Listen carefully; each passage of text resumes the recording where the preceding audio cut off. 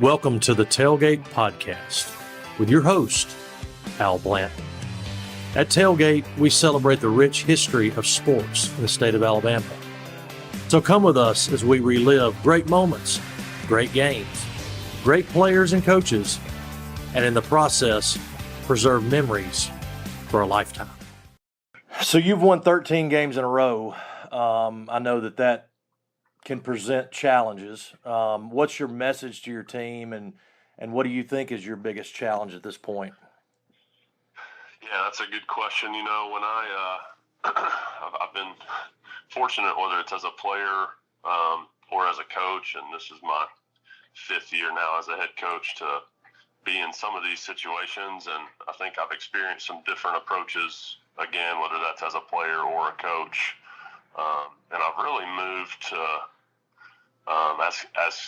I've really moved to focusing on what we can control, and what our messaging needs to be, rather than worrying about, possible mentalities or the wrong mentality or negatives, and almost speaking those things into existence has been my approach. So for us, our big word that we've really tried to emphasize this year is process, and being process oriented, and having a growth mentality and all that comes with that. So we've really just tried to stay consistent in our approach and how we prepare for every game, and how we practice, and how we evaluate every game, and watch film and look at numbers, as opposed to telling the guys, for example,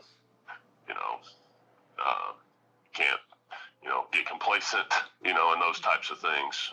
So we've really just gone with that approach.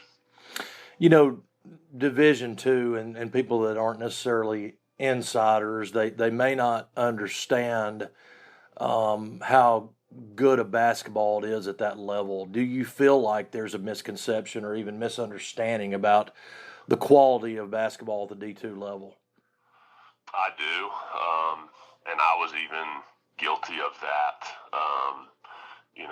As a former Division I player, I started my career at the Division III level, and Duncan Robinson was on the team at Williams College, who obviously is now, he transferred to Michigan and is now playing in the NBA. So I think I had no idea about Division III.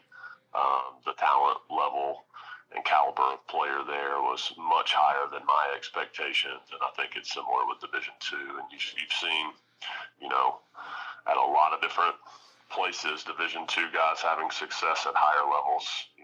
For example, Drake, I think they start 4 players who played Division II basketball last year, and they've had a ton of success this year. And, we're one of the last undefeated teams in Division I with multiple, power wins over power conference teams. This is your first foray into Gulf South Conference play, and I know you've had some conference games, but what are you looking forward to most as a coach as you kind of get deep into the conference schedule in January?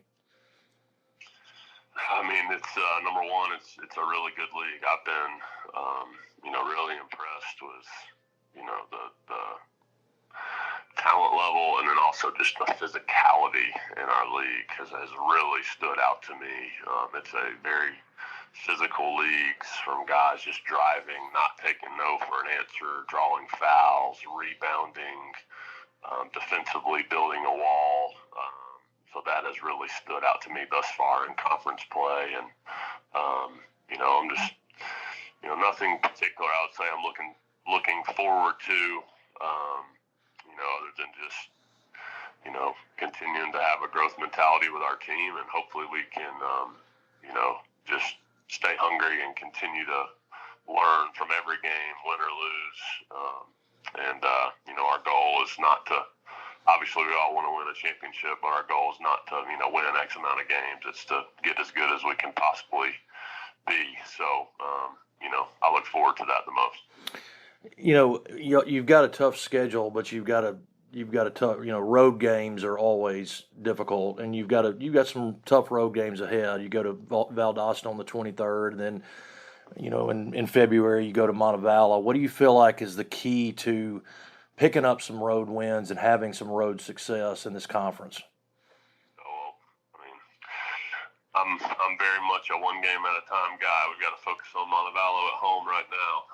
But in general on the road, I mean, I think what we just learned, going to a really good Union team on the road and a good Christian Brothers team on the road, and we didn't have our best shooting nights, and that's where you just have to really lean on your defense. So I think, UAH has kind of been known for its offense for a long time. We've really just got to continue to give ourselves a chance defensively and keep improving, and whether that be our principles, our habits, how to guard certain actions and certain personnel, and different scouting adjustments for different teams, and get really good at that, because offense and defense go hand in hand. If we can get more stops, it usually generates more transition opportunities on the offensive end, and I think that's really paramount on the road. A lot of times great players don't turn out to be great coaches. And, my next question is, what are some of the principles that you learned as a player at Belmont and from Coach Bird that have helped you to have success? Yeah, I mean, Coach Bird's the best. He's still someone I talk to regularly. He's actually going to come to our game Thursday night, which I'm excited to see him. He was at our Tribeca game. I learned really just, I can't put into words how much I learned from an X's and O's standpoint, playing for him, and really just, I would say, in that regard, how to counteract different defenses. I think that's one of the things that Coach Bird was the best at. I think he realized long before a lot of people the shot selection piece, even before all the analytics now go into that, and shooting threes and layups and all those types of things. He was known for his offensive system, but was just a phenomenal recruiter, in my opinion. I think he identified a lot of under the radar guys that fit their system, so I've just tried to. I have a ton of stories, and Coach Schulman, who used to be here, always hosted an annual chalk talk, and he would have me come down. And one year, my entire topic was Coach Bird stories, which they enjoyed. So I've just tried to take as many of those nuggets as I can and apply it to our philosophy and my own personal coaching philosophy. Mm-hmm. A lot of times when we go into something, when we go into a career or a new venture, there's a little bit of romanticism with it, and we tend to think about just nothing but positive things that may be occurring. And my question is, with respect to your basketball coaching career, what have been some maybe unexpected things that have occurred, both positive and negative? One of the things I said when I was coaching was, the coaching in a game is about 5% of what you do, and then the other 95%. So there's a whole, there's a broader responsibility that you have than just coaching the games. But for you, what has been some unexpected blessings and challenges for you as you've been a head coach? Yeah, the blessings are the relationships. There's no doubt about that. That's ultimately why I do it. I was positively impacted in a whole lot of ways on the floor and off the floor in my time as a student athlete, and the opportunity to allow that to come full circle and hopefully be able to make an impact on these guys as a coach is really important to me. The most important thing, so I just had a player who played for me at Swanee call me. He's trying to, work through kind of some career stuff and wanted to pick my brain on that. So, things like that are just incredibly meaningful. And from a challenges standpoint, I think you have to look at things kind of through a professional lens and through a personal lens.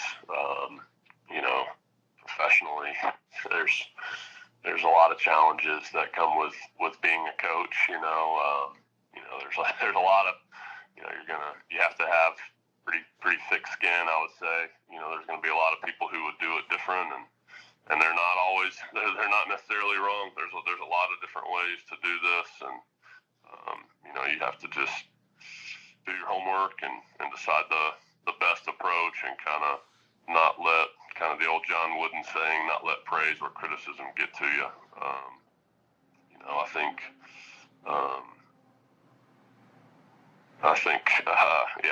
I experienced COVID, which was that was a challenge. Nobody saw that coming.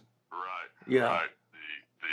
The ripple effect of that has really changed recruiting, and now transfer rules and COVID years and NIL. And, there's been a lot of unexpected challenges, and the changing landscape of college basketball.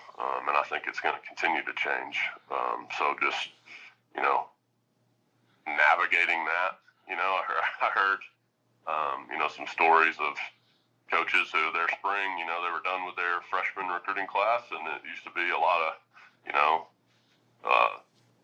really good balance and downtime. And now I feel like we spend all spring trying to fill our rosters.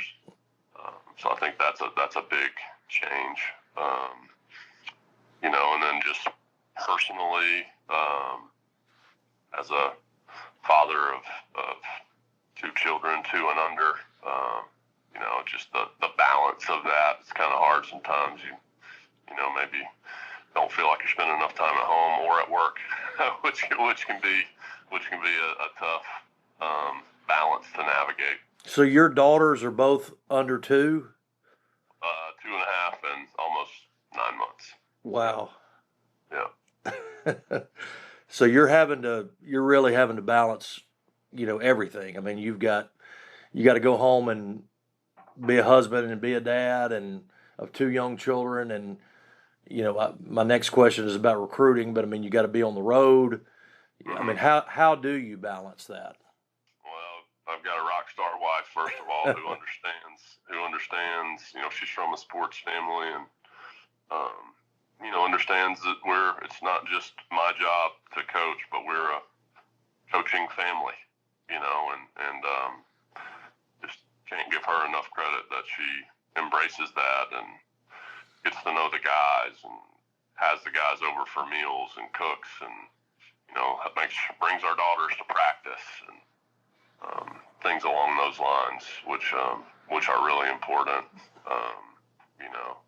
We both have to drink a lot of coffee right now, so that's okay. So it's just it's a full day. I think at some point, she married into it, and it's just who we are and what we do, and we figure it out. But we lost a heartbreaker when I was at Barry a couple years ago, and it's just when I walk in the door, our daughter has no idea if we won or lost. It's kind of, you have to really leave that stuff behind you when you go home, and be fully present, which is something that I can still improve in a ton. Those are some things that I'm learning right now. Yeah, well, I feel that as a magazine publisher, cutting it off and being able to walk in the door and be present, and do what you got to do, as a husband and father. And I think it's a huge challenge for people that are very work minded, and especially coaches. That is, because you wear it, you're constantly thinking about it. So, I want to talk about recruiting. First of all, y'all have got a great city, that provides such an allure for a potential recruit. But what's your pitch to a potential recruit, and then what type of player are you looking for? Yeah, I think I would tell any recruit, whether I was a coach or not, if I just, I worked a short stint in the business world after college, before before delving into coaching. And, I think I would tell them go where you can get a great degree that's going to set you up for the next 40 years, not just the next 4 years, as everyone always talks about. I would personally, I think going somewhere that either you have a strong belief that they will win, or they have won or had some level of success is important. Somewhere that you feel like at some point in your career you can, earn some playing time or the role that you want. Just because ultimately I think if you can play and you can win, basketball is a lot more fun. And then, lastly and most importantly, I would go where you feel like you fit in with the people. I had 5 former college teammates in my wedding. I think I've been in 7 of theirs. I loved our staff. We all, spent a ton of time together off the floor, and, those lifelong friendships. We all still go on a golf trip every year. That's what it's all about. So I think that we have, an awful lot of that to sell here. And, combine that with the city, as you mentioned, the job opportunities, the engineering program, the business, the really strong business program here, so many businesses moving here. I can pull up a list of our last 10 years of alumni, and it's pretty impressive to see the success they're having in their chosen fields. And, and hopefully we have a style, from a basketball standpoint that is appealing to prospects and their families. And then hopefully just our approach, how we go about it and how we operate. We really want to, be demanding, but also, because I think you have to be demanding to bring out an 18 to 23-year-old's best, right? Mm-hmm. Whether that's pushing them, whether that's pulling them, that's ultimately our job, is to do that in the right way, while also just allowing them to have a great student-athlete experience and try to maximize that experience as best we can. Are you more old school? Are you more of an old school coach? Or are you more, new school / stats driven? Where do you fall on that spectrum? Well, I don't strictly talking about stats and analytics. Yeah. Yeah, strictly from a numbers standpoint, I'm probably more new school. I don't think it's the end all be all by any stretch. But I do think it paints a picture. I think, especially when you're dealing with a lot of really high academic guys who are critical thinkers, I think having some numbers, and some video and evidence backing how you decide to play, really helps answer the why are we doing it this way? Why do we do it this way? I think it can really aid in your teaching and ultimately create buy-in. Mm-hmm. So I do look at the numbers again. I think that, again, the old coaching saying that the stats conceal as much as they reveal. There's definitely some truth to that. I'm not married to it, but we do use it an awful lot. Mm-hmm. There's a different dynamic between a Sewanee and a Berry College versus where you are now. What are some things that you picked up and learned from the Division III level that are helping you? I think I would say there's more similarities than differences if you're talking strictly X's and O's and from a basketball standpoint. Blake Campbell, who played for us at Berry last year, is now here, and he's our 3rd leading scorer and has led us in scoring the last 3 games, and it's been phenomenal for us. So I think they're obviously the line between a great D3 player and a good D2 player, or a great D2 player and a good D1. I think it's just very, very thin. I think the biggest differences will be just, recruiting and having athletic scholarship versus at the D3 level, there's no athletic scholarship. That's been one of the biggest differences to me. I coached at the Division I level where it's all full scholarships, but here it's, you have your scholarship pool and you can divide that up however you choose. So that's been one of the biggest adjustments. But in terms of basketball, there's a little bit more size, there's a little bit more speed. But there's been more similarities than differences, I would say. Mm-hmm. When you got the job at UAH, did you get the sense that I'm coming home? I did. From a small town, northeast Alabama, about an hour from here, and grew up coming to camps. Played AAU with Josh Majette, who was a phenomenal player here. So I've always followed the program. UAH recruited me a little bit, so knew Coach Acuff, and again came over here to camps and spent some time with him, and have always just had a ton of admiration and respect. Not only for his success, but just the high character person that he is. This was always kind of in the back of my mind of, man, that would be a dream come true from a professional standpoint and a personal standpoint. And it's in coaching, when you have to, I guess I've moved 5 times in 11 years, when it can be hard for those two things to align.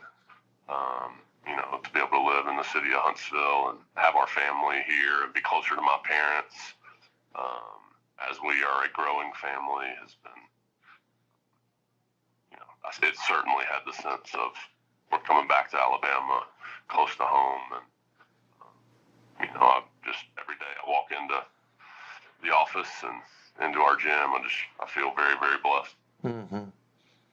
That's awesome, man. Well, listen, I really appreciate your time, and I wish you guys the very best as you're moving forward in your conference play, and I hope you conclude your first season on a winning note. And I really appreciate you spending some time with us today. Absolutely. Well, I'm glad to do this anytime, and feel free to edit any of that, make me sound a little better grammatically or whatever the case may be. So, once again, I appreciate it, and hope 2025 is off to a good start. Yep. All right. Thanks, Coach. All right. Thank you. Take care. Yeah, man. Yep. Bye-bye. Bye. And that's a wrap. Stay tuned for the next episode of the Talegate Podcast. And in the meantime, connect with us on Facebook, Instagram, Twitter, and TikTok. We'll see you next time.